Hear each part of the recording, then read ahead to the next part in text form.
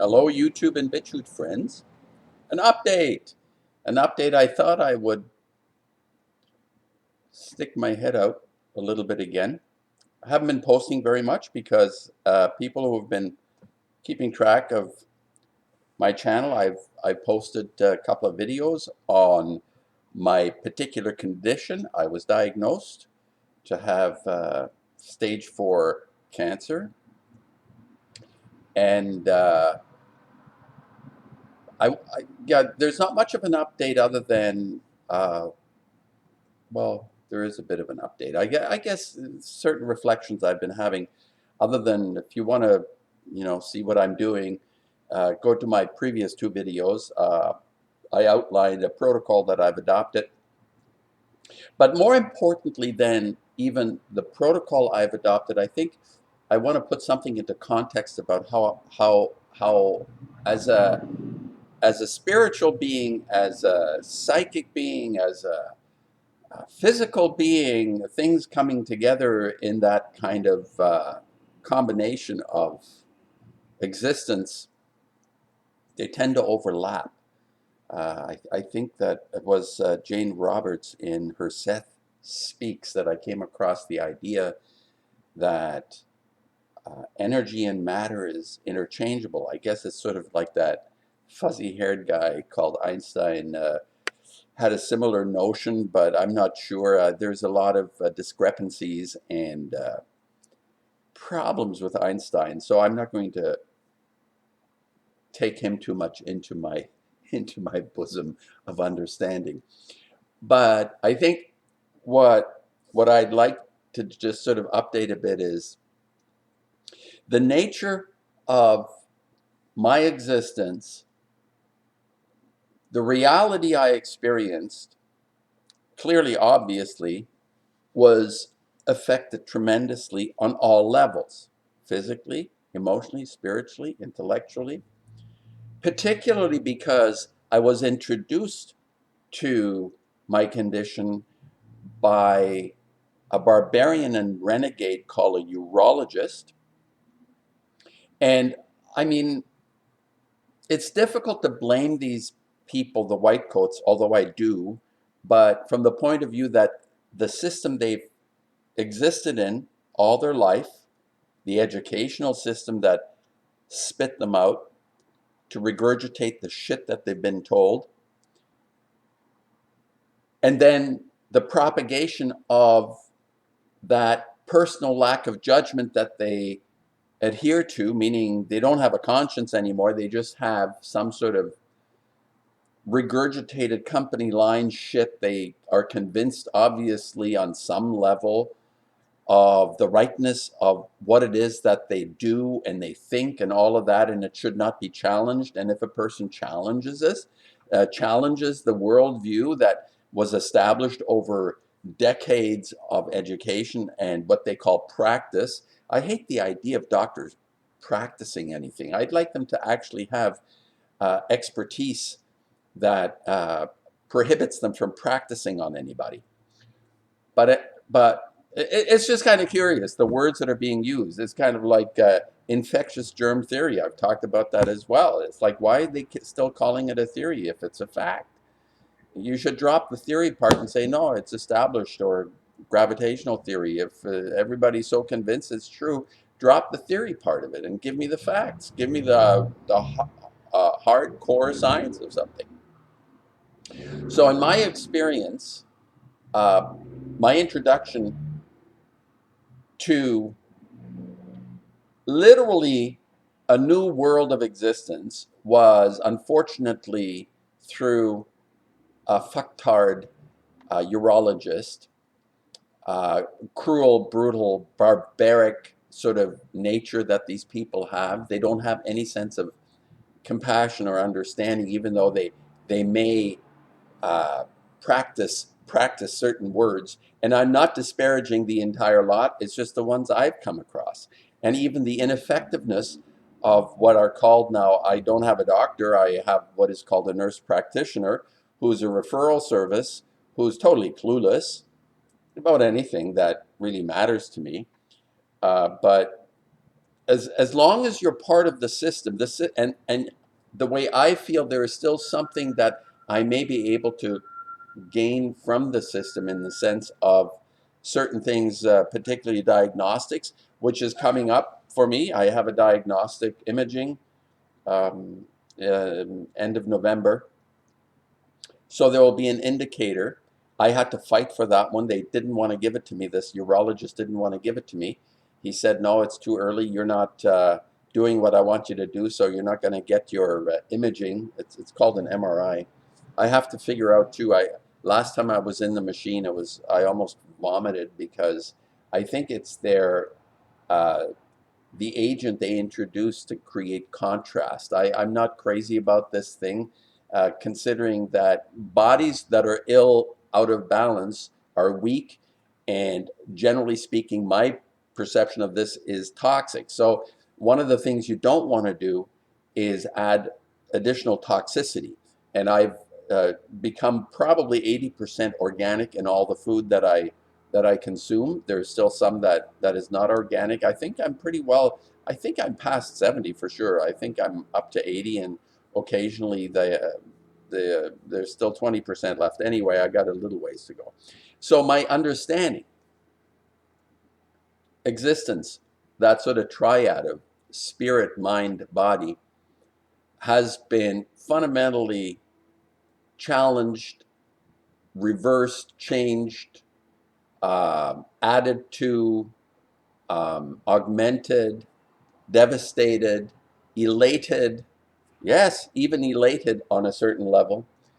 And I'll explain a little bit of this because I think it may help some people and it'll matter.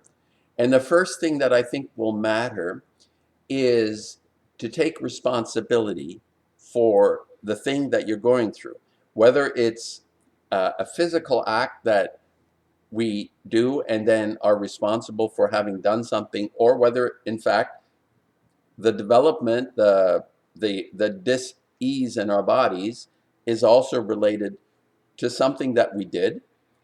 Generally speaking, there are very few instances where what I might consider to be an inadvertent something that we were not aware of, sort of like, I guess in a way, it's not a small thing, like the lines in the sky, those chemicals they're dropping on us. I think they've had an effect on all of us. So this is not something we've chosen, but we're subjected to. Or if you're in a workplace, you're subjected to chemicals and heavy metals, for example, like me in my early career, especially when I was using some paints that still had lead.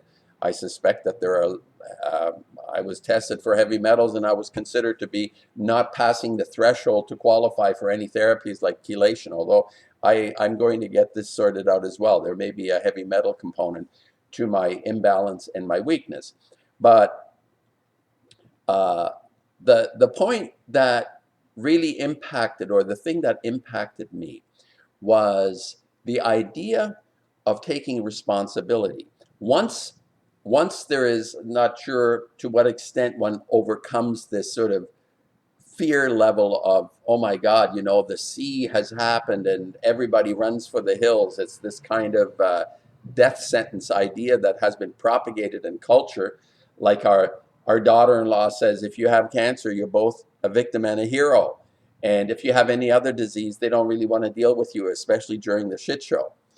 So the idea of dealing with the circumstance for me was to establish as quickly as possible, and it wasn't fast, it took a while, to establish a sense of meaning and through responsibility of what it is that's going on. So the first thing that I, in terms of when you're confronted with something that is life and death, in the sense of how this cancer thing is perceived, obviously it's a serious thing because if it's unattended, generally speaking, I think people don't do very well. There's, unattended, it's not a good idea for the most part, unless I'm wrong. Maybe some people just say, forget about it, I don't give a shit, and it clears itself up. The body clears it up. Could be. But generally speaking, I imagine there has to be intervention and something of an effort to get this imbalance sorted out in the body. And one of my first, this is a very important point, I, even in my initial seconds and moments of understanding, I vowed, this is not necessarily all like mental consciousness, but I vowed never to let the white coats touch me. To the extent that they would like to touch people, they would like to intervene. I vowed. This I think was an unconscious thing that happened. It's a level of intuition that kicked in and that said to me, this is for me, that the bastards aren't going to touch me. If I go down with this ship, it's not because I let them do their thing to me. Because if we look at the way our culture, every institution is structured, it is not meant for the well-being of people. There are pockets of caring, and I mean, I can't disparage. Maria had to see a doctor. I think, I don't, they fracture thing. She fractured her wrist, and this guy is terrific. He's like wonderful. He's a wonderful guy, but he's dealing with fractures, so it's not quite as severe as the oncologist or the urologist or these types that are a little bit more, I would say, under your skin. So my sense immediately was one of self-preservation in terms of the system that I've understood to not be on my side. Now, it may very well work for some people. The system may actually add some value. And I looked at the statistics, the honest statistics, and especially in terms of cancer, the survival rates are highly, highly overstated in the statistics. So there is a general, I think, correct me if I'm wrong, it's sort of like 67% survival rate. Of course, the standard for that is you get through their programs for 5 years, you're a survivor. If you die one day after 5 years, you're still a survivor. I mean, some people say, well, 5 years is not bad. Well, how about 15, 20, 30 years, right? Why shouldn't that be on the table? Why is there always this kind of, okay, we'll go with their standard that 5 years is fucking A. And who knows how this sort of generates the energy around this kind of understanding where this is generated, and we just sort of accept things. Anyway, that's a whole other thing. My position is clear. I don't think they're on our side.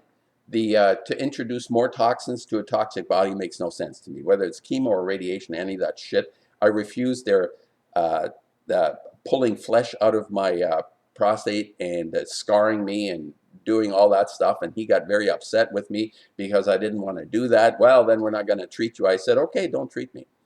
It's I have to take care of this myself in the best way I know how. So the important thing in this, what I'm trying to say, is to go with an intuitive side that is powerful, not just like, oh, wishful thinking or, oh, maybe this, maybe that. I went through all of that, the doubts and all those things. But underneath all that was this sense of self in terms of, I need to fix this. And I know I will find the people, I will do the best I can to find the people that will help me to fix this. And it's not the guy sitting there in his white coat with his attitude and his fucked up education that is not based on caring for anybody other than his own worldview and his profits. I don't know. Whatever his motivate, I don't give a shit. All I know is I want nothing to do with these people. They communicated early on very quickly how absolutely lethal and barbaric they are in terms of just a response. Not even the interventions that they were suggesting, which by themselves are just out fucking rageous, but just kind of like that feeling emanating from them. Particularly this one guy, and I will name him eventually. I'm just going to leave him off the table for the time being because I want the MRI. He has the power of giving MRIs or not to people that deserve and don't deserve it. So anyway, that it's an update. So I'm going through the middle of this. I started on my protocol seriously, I would say about 6 months ago, and obviously it's indeterminate in some ways, but the idea is to have an intuitive strength, and this is something I've been working on building, and then obviously that opens the path to find the people that could actually make a difference in my life and help. And I do need help because there are, in my protocols, I did go through a therapy called 10-pass ozone, and I'm now still going through the therapy of intravenous vitamin C, which I think is very important. And I actually, I have to, I said this once before, I had to compliment Cliff High because he went through his own cancer. He had a bowel cancer. It's a little different. And I actually followed one of his protocols, which was to work on elevating testosterone, but that's not a good idea when you have prostate cancer, as far as I can tell now. So I have to curtail that. It actually worked, my testosterone. My naturopath was confounded by the fact that my testosterone levels are that of a 25-year-old. So if you want to know how to do that, send me an email. I'll let you know how it works. Um, so I have to reduce that because testosterone is a growth hormone and it wreaks havoc to some extent. But I'm not 100% convinced on this because testosterone is an essential component hormone in our body on so many different levels. It has hundreds, maybe thousands of things that it does. So anybody that will adopt the chemical castration idea of getting rid of all the testosterone, be very careful and think about this because it has multiple other implications that may be uh, uh, in combination a lot worse than what it is that you might be trying to deal with. Okay, so my point, my reflections, my thoughts are that the the intuitive part of me, which isn't in sort of like in art, in paintings, it's a little different, I think, but because in the physical world, it takes on a whole other dimension, this intuition thing, because it directly affects your well-being. You know, whether or not you're you're going to survive or die or whatever, this intuition, whatever that feel is, like a true intuition. In a painting, it's not that crucial because a painting is just a painting, and if it works, that's great. You know, if I like it, it's great. If I don't like it, it's not a big deal. I'll do the next one. So this is an aspect that I think is very important in terms of strength and courage, which is essential in tackling something that is potentially life and death. So, I mean, soldiers must face some aspect of this.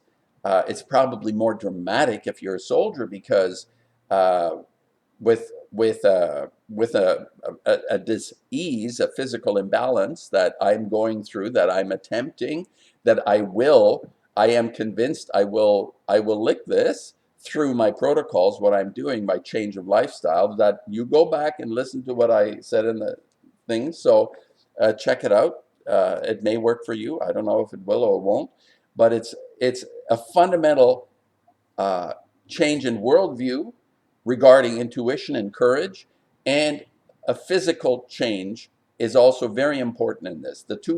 Three things work together: the spirit, the mind, and the body, the physical body, all need to be addressed simultaneously or at some point. It has to come together. And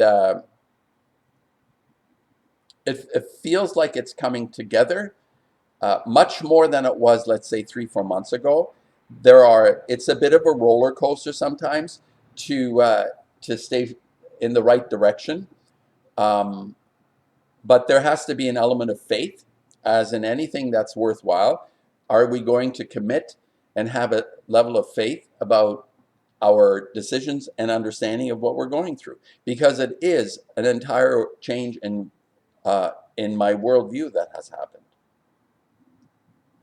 which affects my relationships. It's like some people go through. An acquaintance of mine has a friend going through a brutal cancer. He says he's not going to make it. The guy is committed to the White Coats. They've been dealing with him for a year and a half, and my friend says he's not getting any better, but he's committed to going through all their programs times 10, and he's a very unhappy person, which is sad because what do we take with us into eternity is very likely, I'm speculating here, but if you're a person that is spiritual, you will understand when I have a romance with eternity, and eternity will reward those who romance it, meaning that you're not contrary in any way and in absorbing it, taking it on, this sense of continuity, which is eternity. So I personally do not want to enter eternity grouchy and miserable and unhappy and shitty. Um, anyway, that's just something I thought. The other thought I had today, which has not to do with me directly, and I'm going to refer to Cliff High again because I have to say I still am very dubious about a lot of his positions. But through having explained his own journey, understanding, uh, working through his own cancer issues, and fundamentally by himself. After surgery, I think he dropped all the oncologists and went his own path. And he's thriving. He looks good. He's regained a lot of the weight and muscle mass that he said. If you check out Cliff High, he's very popular. I think he's a phenomenal entertainer in his mind, the way he noodles on stuff. And he had commented on he's very preoccupied with the world out there, even though he's gone through this fundamental personal change. He appears to have come through it amazingly. The guy has the courage. He was ready to die and all that kind of stuff. He seemed to be cool with that, but he says, "Oh, it wasn't his time." You know, he was pulled out of from the brink and spit out back into the world and do your stuff. You know, this kind of idea. Interesting phenomena, interesting idea how he interpreted his own circumstance, that no, he had to accomplish some things and now he's on a mission. He has extra meaning in his life in some way. And I have to respect his decision and his position. And I've learned some things from him. Um, and I was listening, I've always listened to him because, like I say, I was entertained. But here was something that he offered me that was a little deeper and more profound than the frivolous predictions that, generally speaking, he says they come true, but hasn't really. I don't think so. It's sort of like the broken clock idea. You can make pronouncements about the general state of affairs, and maybe it's like a spitball. You'll hit it sometimes. I'm not sure how that would stand up in statistic, the probabilities of saying something when it's not 50-50 anymore, that you're actually passing that 50-50 chance thing and you're in the realm of knowing something. He's talking about remote viewing guys like Dick Allgaier, who appears to have a gift for being able to um, identify future events and other things as well. I'm not that familiar with all the ramifications of remote viewing, but there's obviously something there in terms of a sensibility that is connected to some sort of insight or ability to forecast in some way. I think people's people's psychic abilities are not irrelevant. I think they exist. Whether or not Cliff High has it, he thinks he does.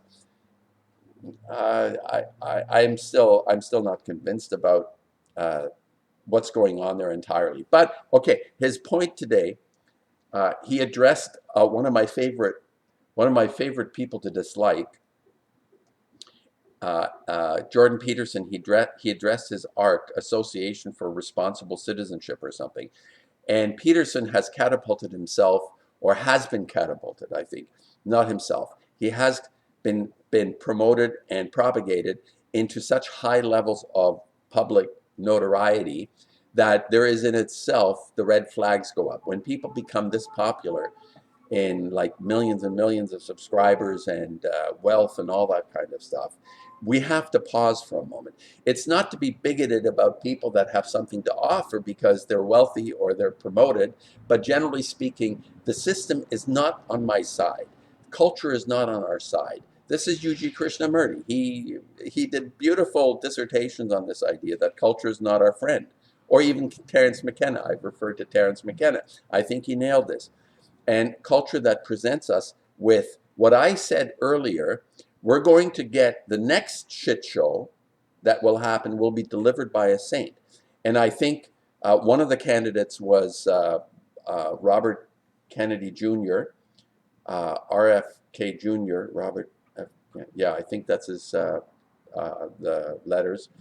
And another one in this case, I think, is shaping up to be Jordan Peterson.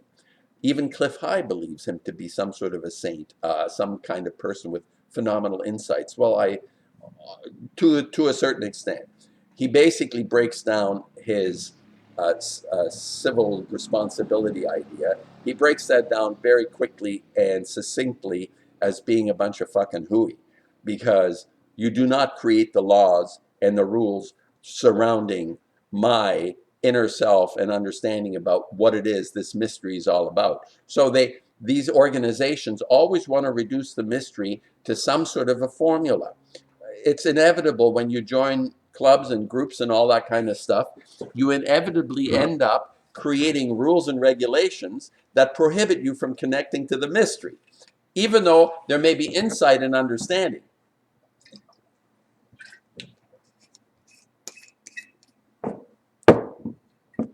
Not vodka, not vodka.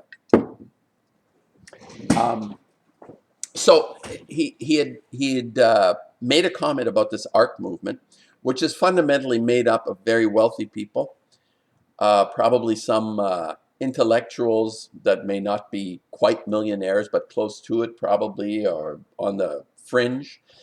And they're propagating a kind of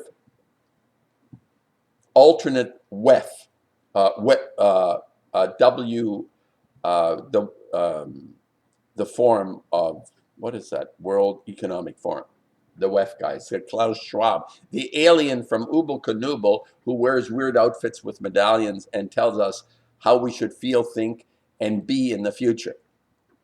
So this is an alternative to the WEF guys, which Cliff High, I think, very astutely identifies as that it will be co-opted by the people that are the WEFers, the mother WEFers, as he refers to them, will actually succeed in co-opting whatever good might be in this movement. If there was anything good, I don't see anything good in Jordan Peterson, because the fundamental notion of Peterson is one who is propagated. I don't care how much sense he makes on certain issues. The guy is so completely impressed with himself that just because he has the ability to string a bunch of sentences together that wow people doesn't make him the Swami of Swaminess. And a lot of people are seduced by very simple tricks. And like to say, I'm a clinical psychologist, all of a sudden, oh, we got to pay attention. No, you don't have to pay attention. How about paying attention to the inner voice that you have and your own conscience? How about paying attention to that before you pay attention to anybody else? Now, if you can get something from what he says, congratulations, wonderful. I have, quite frankly, I've heard hours of, early on when I was somewhat impressed, I heard hours of stuff he was talking about, and the more I was listening to it, the less it made sense to me. The more I realized that the underlying message was one of extracting soul rather than giving me soul. I felt extracted, literally, by the reasoning and the intellect that I was being subjected to. For example, I'll give you an example. I did do some study in what is understood to be Kabbalah, which is an interesting and potentially powerful tool to interpret scriptures, especially Hebrew scriptures, but also Christian scriptures. And he was regurgitating the company line on all the biblical, he did this long biblical dissertation on all the different psyches and what archetypes, that kind of Jungian analysis of what the Bible actually means. And he was full of shit. He was completely, totally full of shit, because he was just following the company line on the little fairy tales that have been told that are biblical stories. Just as an example, this is when I began to realize this guy is propagating the company line. Cleverly, eruditely, you can attach whatever accolade you would like to his presentation and his squeaky clean suits now. I mean, he is impeccable. I mean, nothing is out of place. This also gives me the EBGBs. I mean, this kind of presentation of squeaky clean man with a tie, with a noose, you know, my thing about the noose, I don't see my noose, it's somewhere. The tie represents the noose, and he's big on the tie and having this entire persona of squeaky clean, and always the brow is always furrowed. There is like intensity. You know, this guy is very intense because his brow is like beaten down. He's like beating down, and it's like the pain of the world is with him, but he's going to bring us the enlightenment. He's going to bring us the rules of enlightenment, the 12 rules of enlightenment, or is it the 10? I don't know which one he's going to pick, because the number is going to be crucial too. So anyway, I differ with Cliff High, not on his analysis that they're going to be taken over, but the very origin of this bunch is suspect, and in my mind, I have no doubt about the nefarious nature of the Peterson types and all his millionaire buddies that are going to populate our mind waves, our you know, these psychic waves that are sacred on a certain level. They will become the saints that will bring us the next shit show. This people, be aware. All I'm saying is, listen to the fucker. Yeah, okay, fine. But be aware that he's trying to inculcate. He wants to push himself into our most sacred spaces with what he's doing.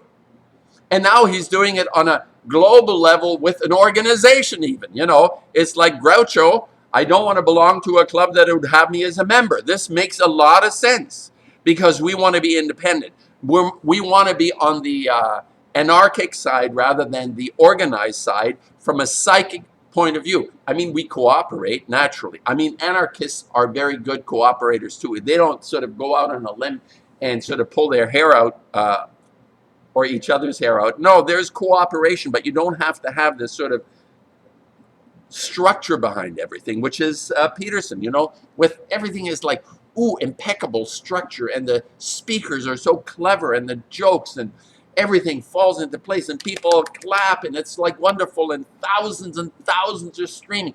Beware of thousands and thousands streaming into an auditorium trying to listen to somebody, as opposed to a lowly YouTube channel like mine.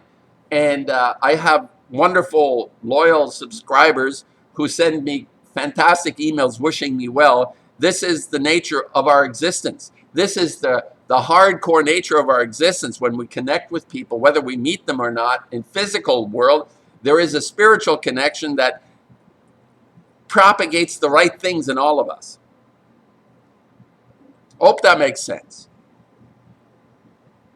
So my comment, outside of my own experience of establishing a level of courage and trust in intuition that will facilitate healing, my position, when we look at the world outside, nothing works through an organized structure, whether it's religious, scientific, cultural, social, political, esoteric, swamishness, I don't know. make up a list of all the sort of groupie things that keep us in chains. Ultimately, that's what it is. And my last point on this, like in chain kind of idea, uh, Hai is also big on the Kali Yuga. Okay, so the Hindus came up with this sort of ages of hundreds of thousands of years, and there's probably mini cycles in all these ages that we're supposedly now at the Kali Yuga. Okay, so we're at the Dark Ages. It's sort of the I guess we're revisiting, and I don't think the Middle Ages were actually the Dark Ages. That is also a misnomer. They were not Dark Ages. We're supposed to believe they were Dark Ages. They were not. So anyway, we're now being kind of, the suggestion is that, and I can see why Hai would associate this with the Kali Yuga, the idea that we're going into a really brutal, fucked up age where people get nasty and ugly because there's so much pressure. But it's not because of the Kali Yuga. Okay, let me put it this way. I put a lot more emphasis on the idea of personal choice. So when you have a society that fundamentally abdicates their responsibility, specifically and particularly around their own conscience, you're going to have a fucking Kali Yuga. That's what's going to happen. It's not because the Hindus had insights. Oh, there's going to be Kali Yuga. So whatever happened to free will, right? I'm a big proponent of free will. I have a lot of issues with originality. And is there any such thing as originality in the scheme of thing in a cultural sense? But I certainly do have the highest aspect of human originality is being able to follow your conscience, because it's a rare thing these days, especially if Hai is right. We're going to enter a dark age, not because the Hindus saw some kind of astrological signs that are overlapping and we're going to be like, fuck, all the influences coming from the moon and we're getting rays from the moon and the people on the moon are like, it's a projection or it's something and it's not real. And he's right. I mean, you look at the moon, it should fade to the edges, but it doesn't. So it's a flat thing with the light equally everywhere. It doesn't work that way. On a sphere, it doesn't work that way. So the moon is not what they tell us. He's right. But then on the other hand, he promotes the idea of space and that people have gone there and landed there and all this kind of shit.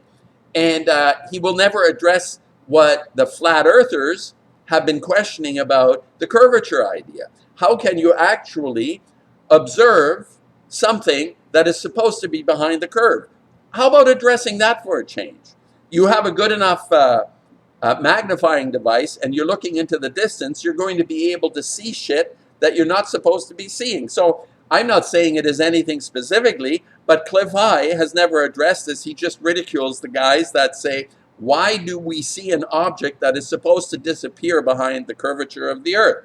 I'd like to know. Mr. Science, big shot, I appreciate some of the things you say, but I'd love you to address this. Cliff High, he'll never listen to my stuff here, but if anybody has his ear, just get him to, clarify this position on space and this weird thing about curvature, right? And water curving and all that kind of stuff, and gravity and the theory of gravity, and oh yeah, things is sticky, it's like gravity. Is it like, it doesn't make sense. So people like Hai deviate into high-mindedness without covering the basis. So I love high-mindedness. I love speculation and ideas and thoughts, but you got to cover the basis before you make pronouncements about the moon and space. How about dealing with the fundamentals of things that make no sense? That's what I feel. That's how I look at it. I'd be much more comfortable with Mr. Hai if he would address this whole curvature thing and the idea of gravity, the theory of that, and the idea of propulsion in a vacuum. It's never been replicated that you can have propulsion in a vacuum because you have no resistance. Like, there are no molecules to push up against. So how do you push something in the vacuum of space? How did they get there? Gravity, I guess. So this idea, Jordan Peterson fits into this Kali Yuga thing because I think he's going to be a saint to deliver the next shit show. Inadvertently, by intent. This is always difficult to determine. My thought about Peterson is that he is actually by intent, he's propagated, and he must know himself. A lot of this stuff works in a kind of implicit way. There aren't people in back rooms making phone calls and giving directions. There is sort of an implicit compliance that doesn't need to be spoken. It is absorbed through the culture itself. Like his suit, this whole thing, he has absorbed the man. He has embraced the man into his bosom. And this implicit, the nature of our existence in a society requires us to be probably 90% implicitly involved rather than through any thought or direction. I think that's how it works. Maybe even it's 99. Like everything we do is completely programmed in that sense, unless we use our conscience. That's why I put such an emphasis on that idea of conscience. We become uh, dominated and inculcated with things that make no sense, but we propagate. And we think we're right. Honestly, even, maybe there is honesty in Peterson's intent, but he is not to be listened to because he's part of this implicit destruction that is going on. And the saint will deliver the next shit show. And Peterson and Kennedy will be most likely messengers for the next fuck up, which is Cliff High's Kali Yuga. That's what I think. Because now his position, I am totally in alignment with his idea. Don't fuck with my freedoms in terms of giving me rules about responsible citizenship. He's 100% right about that. I feel exactly the same way. I don't need your fucking rules. I don't need your tablets, your 10 commandments in order to live my life in a responsible and meaningful way. I don't need your rules. I will listen to people that make sense, but I don't need your rules around it. So that's what I was saying, and I agree with him. He was good on that. But he failed for me again because he gave Peterson credit as being somebody, he's just I guess a nice guy who's smart, and he's opened the door for the mother weffers to come in and take over, basically. No, it doesn't work that way. I think he is complicit through this indoctrination that is called culture. Anyway, the Kali Yuga, Dark Ages, people, Dark Ages come because the individual refuses to take responsibility for their circumstances and looks for someone outside to take care of business. And that's why we get into the Dark Ages and the shit. And it doesn't have to be bad. Cliff High is wrong. He says, it's going to be really bad.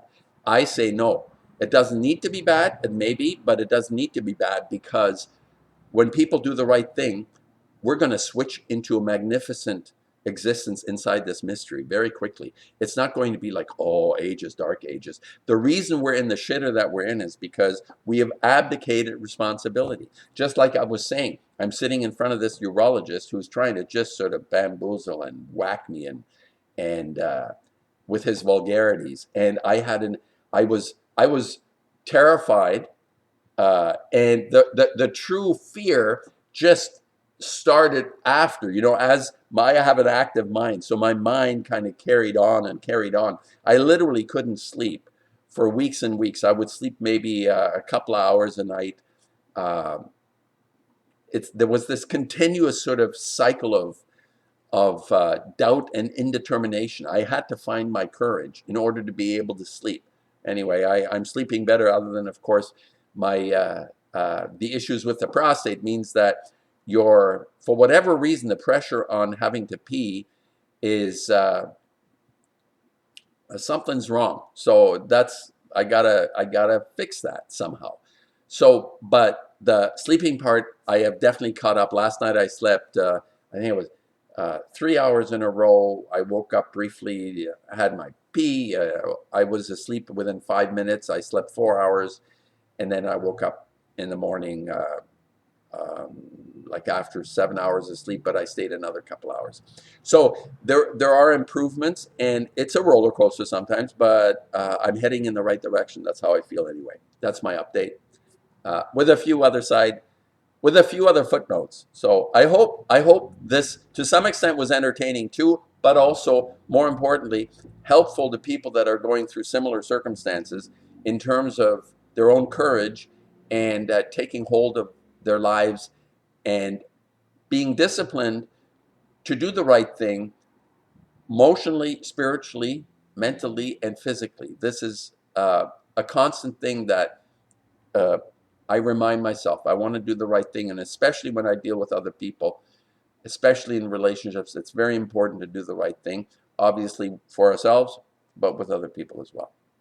All the best too, and thank you for your for some of your comments and suggestions. Um, Thank you, Deborah Mahmoudi, for I'm taking the hemp protein um, diligently. So and other people have suggested things I'm doing, some of the things I'm doing as well. I mean, that's the other part. You have to make a commitment to a certain protocol. One of the problems I had early on also was I was deviating and looking for too many answers in too many places. I mean, it's good to inform yourself, but at a certain point, you have an inner knowledge of what it is you need to do, and you got to follow that. So, anyway, all the best.